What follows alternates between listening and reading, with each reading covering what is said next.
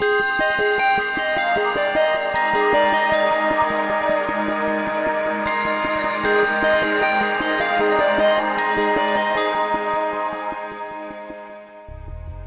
name is Alison Coady, and I am an AP Giannini postdoctoral fellow in the Nazay lab at UC San Diego.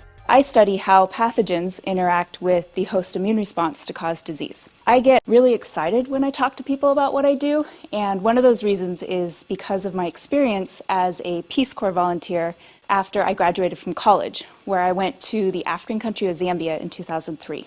I didn't go there for infectious disease, but it's there where I really first experienced the seriousness of human infectious disease. In 2003, the HIV/AIDS epidemic in Zambia was at its peak. 1 out of 5 adult Zambians had HIV, and I saw it in the way that it devastated the farmers and the families that I worked with.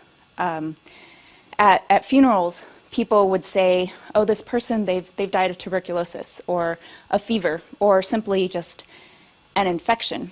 And what that usually meant was that this person had had AIDS. And that's because many people don't die from the viral infection itself. They die from the secondary infections that take hold once the virus wrecks your immune system, especially in developing worlds.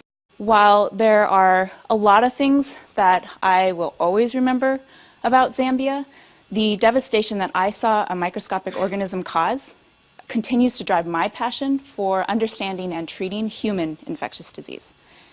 And so today I study one of those organisms that causes serious disease in immunocompromised people.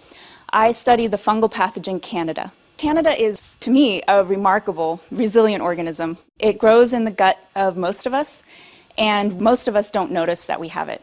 Our bodies tolerate its presence, and our immune system limits its expansion.